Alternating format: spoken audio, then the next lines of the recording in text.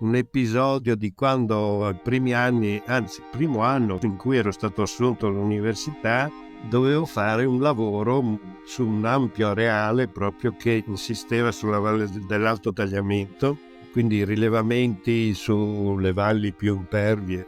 E un giorno decidemmo, io e questo mio collega più giovane, di scendere dal Monte Valcalda, che si trova sul versante sud del Tagliamento, scendere da lassù fino al Tagliamento lungo un percorso che doveva essere segnato in un vecchio sentiero, eccetera. E il problema è che sì, il percorso era molto lungo, ci siamo fatti accompagnare sulla montagna da un altro collega che poi ci sarebbe venuto a prendere a valle, se non che lungo la discesa c'erano tante cose da vedere, da misurare, ci siamo soffermati un po' troppo. Era ottobre, inizio ottobre, quindi le giornate molto corte, cominciò a fare un po' a scendere la luce e ci siamo trovati praticamente alle 4 di pomeriggio, quando già è buio, ancora a metà percorso, e quindi a dover scendere lungo il torrente Rio della Stua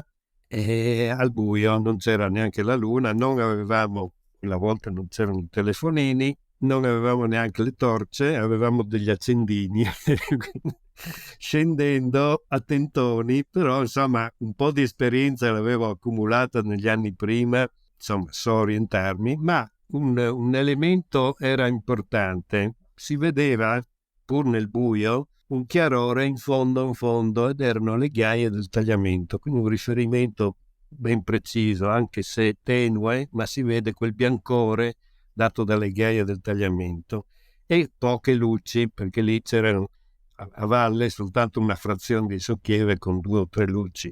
Il riferimento più sicuro è proprio il fondo della valle dato dal Tagliamento. E quindi piano piano, scendendo a tentoni, sempre tenendo la barra dritta, arrivavamo giù verso l'una di notte, sani e salvi.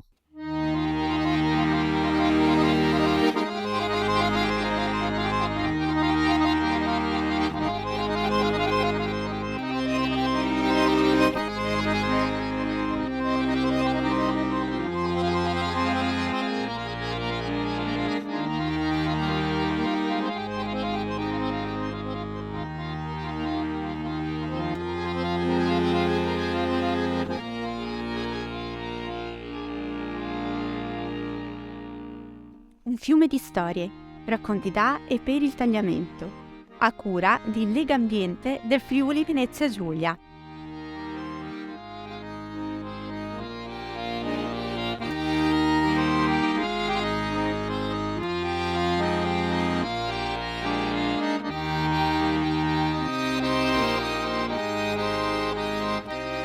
Maurizio Ponton è stato ricercatore di geologia strutturale e docente di rilevamento geologico presso il Dipartimento di Matematica e Geoscienze dell'Università di Trieste.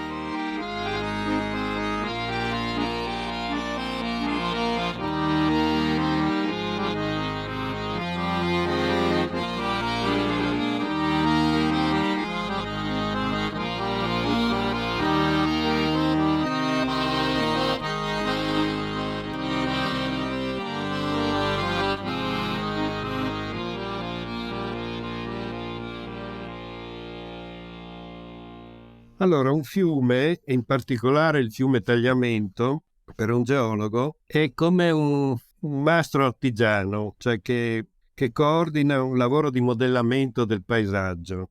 Questo avviene però non con i tempi umani, ma attraverso i milioni di anni. Perché dico che coordina l'azione di altri artigiani? Perché praticamente il fiume è l'ente più grande, quello a cui confluiscono anche tutti gli altri torrenti, i ghiacciai, le acque che modellano il paesaggio. Un fiume, nel suo tratto montano, che cosa fa?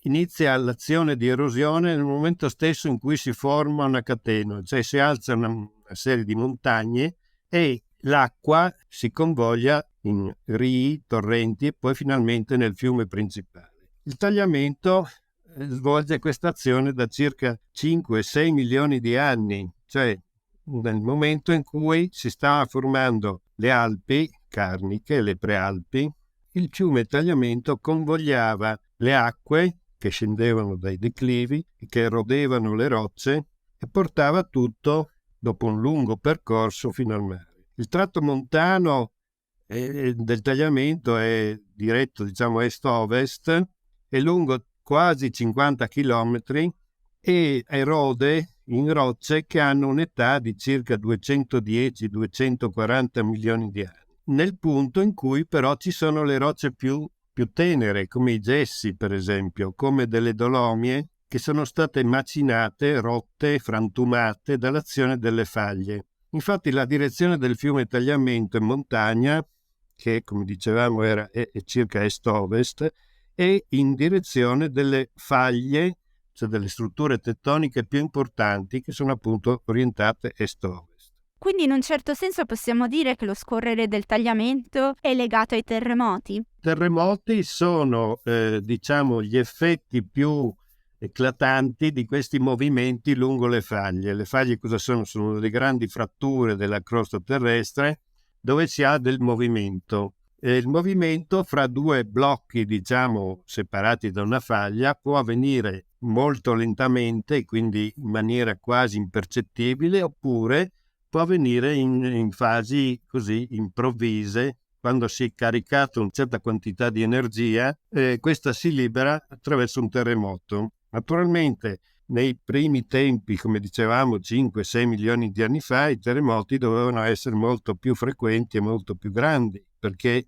hanno sollevato la crosta terrestre, cioè i sedimenti che una volta erano in fondo al mare, poi sono stati sotterrati a migliaia di metri di profondità.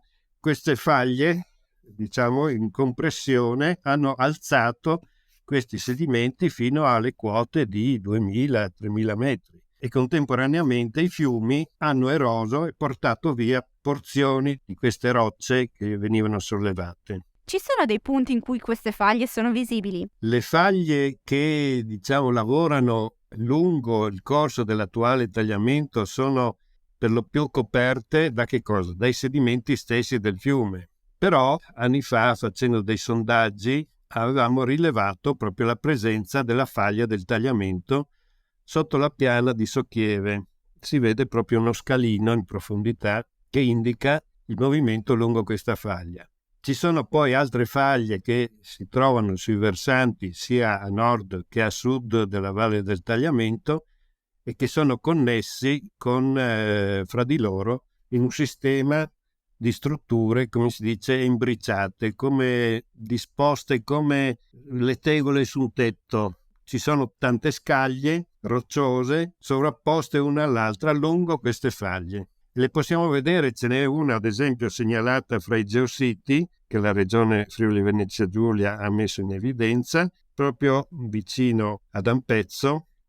Dopo Priuso si sale, si va verso il Monterest, lungo la strada del Monterest, e ad un certo punto si lascia la strada e si scende nel Rio di Grazia che scende giù dal monte Auda, e nell'alveo di questo torrente si vede benissimo la superficie della faglia. Un liscione molto evidente, lungo il quale si vede proprio la roccia più antica che è salita su quella più recente. Lei ha detto che la regione autonoma Friuli Venezia Giulia ha fatto un elenco di geositi importanti lungo il corso del tagliamento. Quali sono, dal suo punto di vista, i più appassionanti? Allora, ce ne sono vari, almeno una dozzina, però ci terrei a evidenziarne un paio. Per esempio, la frana di Borta, sempre dalle parti lì del passo di Monterest, quando si passa per il piccolo abitato di Caprizzi,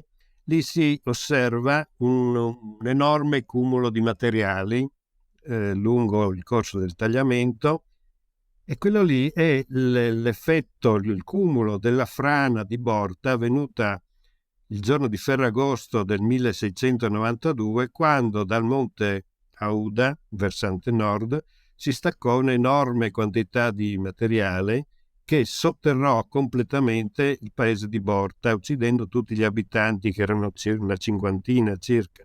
In seguito a questa grande frana si formò un lago a monte, perché il cumulo fece da diga, un grande lago che durò un secolo circa. Poi il tagliamento scalzò alla base la diga naturale e tutto tornò come prima. Un altro geosito molto molto importante a livello internazionale invece è Preone. Preone è un abitato sulla destra a tagliamento dove ci sono dei siti paleontologici importantissimi dentro le dolomie scure della Dolomia dei Forni. Dentro alcuni livelli ricchissimi di materia organica sono stati trovati pesci, crostacei, ma la cosa più importante, rettili del Triassico. Alcuni erano delle specie di lucertoloni con un nome particolare, il Longobardisaurus. Poi c'erano dei rettili che avevano lasciato, diciamo, il terreno per arrampicarsi sulle piante, quindi rettili arboricoli, uno su tutti il Megalancosaurus preonensis e, udite udite, i primi rettili volanti. Il più famoso è il Preondactylus buffarini. Ecco, erano dei lucertoloni che avevano imparato a volteggiare, quindi lanciandosi dalle piante e a planare con una specie di ali, insomma, ecco.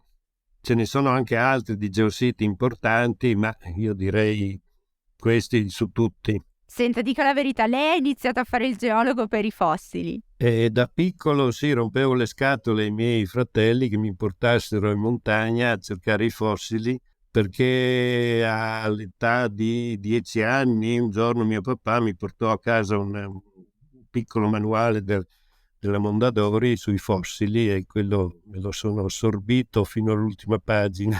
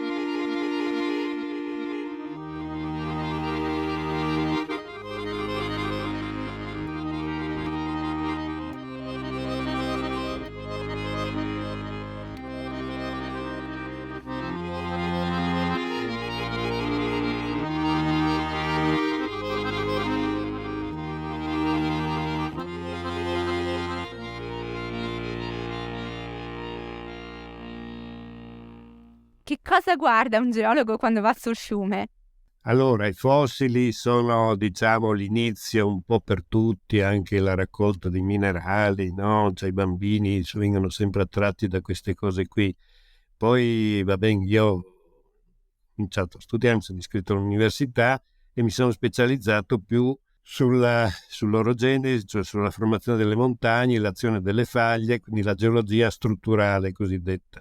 E quindi vado alla ricerca di situazioni particolari in cui si possono osservare le faglie, la loro azione nel tempo e che tipo di azione hanno agito oppure se attualmente sono ancora attive. Come si studiano le faglie? E allora, prima di tutto bisogna individuare la faglia, prendere, cioè diciamo orientarla nello spazio per poterla cartografare, quindi prendere la direzione, l'inclinazione, poi sulla base di alcune osservazioni che si fanno sulla superficie della faglia si possono, non sempre, ricavare il movimento che è avvenuto lungo questa superficie, quindi se è stato un movimento compressivo, distensivo, trascorrente, cioè cosa vuol dire? Cioè se lungo quella faglia un blocco è salito sull'altro oppure è sceso oppure si sono mossi lateralmente uno rispetto all'altro. Poi in base anche a che rocce hanno messo in movimento, si può risalire anche all'età, quando si è messo in movimento questa faglia. Lungo il tagliamento ci sono ancora dei punti critici dal punto di vista delle frane? Sì, allora, prima ho citato la frana di Borta, quella avvenuta nel 1692 e diciamo su quel versante dovrebbe essere tutto abbastanza in equilibrio, forse c'è ancora qualche lembo che potrebbe essere in pericolo, ma c'è un altro punto che secondo me è più critico, il cosiddetto passo della morte, cioè, che fa anche insomma pensare, no? Il passo della morte che diciamo dopo Ampezzo, per salire a Forni di Sotto, c'è una galleria. La strada praticamente percorreva fino a qualche anno fa delle gallerie che sono state chiuse, è stata aperta un'altra galleria molto più lunga e più in profondità, ma in una situazione molto critica. Perché? Perché il versante lì è parzialmente in movimento, infatti è diciamo sotto osservazione e diciamo in passato, circa 10.000 anni fa, da quel versante si staccò un'enorme frana che bloccò il corso del tagliamento per secoli. Anche lì a monte, nella zona attualmente di Forni di Sotto, si formò un lago e i depositi di questo lago sono molto molto potenti, sono stati datati, ci sono infatti alcuni livelli che sono databili perché ci sono della materia organica che è databile, e il lago avrebbe un'età di 9.950 anni più o meno, quindi proprio alla fine dell'ultima grande glaciazione. Come in altre valli alpine, diciamo, al ritiro dei grandi ghiacciai, sui versanti alpini si formarono delle grandi frane, proprio per rilascio per decompressione dei versanti, dal momento che non c'era più la spinta del ghiacciaio sui fianchi vallivi, no? Ecco, quel versante lì è, secondo me, ancora attualmente diciamo a rischio. Perché? Perché in quel punto il tagliamento incide molto profondamente, il versante nord della montagna è molto ripido, quasi verticale, gli strati sono a franapoggio, come diciamo noi geologi, cioè sono disposti a scendere verso valle, sono verticali e con la tendenza a scendere verso valle. E sono interessati da faglie e c'è anche molta venuta d'acqua dal profondo, praticamente ci sono delle fessure da cui fuoriesce dell'acqua che genera una spinta sul versante. A valle il tagliamento sta erodendo, quindi diciamo per i tempi che diciamo consoni a quello che consideriamo noi geologi, no? Cioè tempi di migliaia, milioni di anni, lì quel versante lì è destinato ancora a rilasciare grandi porzioni di roccia e franare verso valle. Diceva che in ragione di questa criticità il versante è tenuto sotto costante controllo. Ma che cosa significa questo? Come si svolge questa attività di monitoraggio? Vengono messi degli strumenti che misurano a tempo reale i movimenti, i micromovimenti del terreno.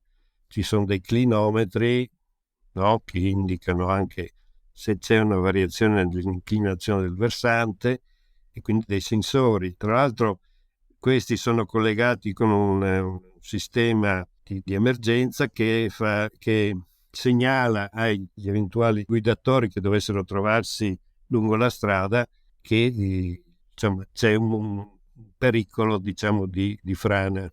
Che cosa l'affascina del tagliamento? Ma il tagliamento è uno dei fiumi alpini che conserva ancora un certo grado di naturalità, cioè il percorso non è regolato da canalizzazioni, è libero, è abbastanza libero, specialmente nel tratto montano. A valle, anche se noi osserviamo, no, il punto in cui esce nell'alta pianura, vediamo questo enorme letto alluvionale che permette le divagazioni di un fiume naturale. Avete ascoltato Un fiume di storie, racconti da e per il Tagliamento, un podcast a cura di Legambiente del Friuli Venezia Giulia.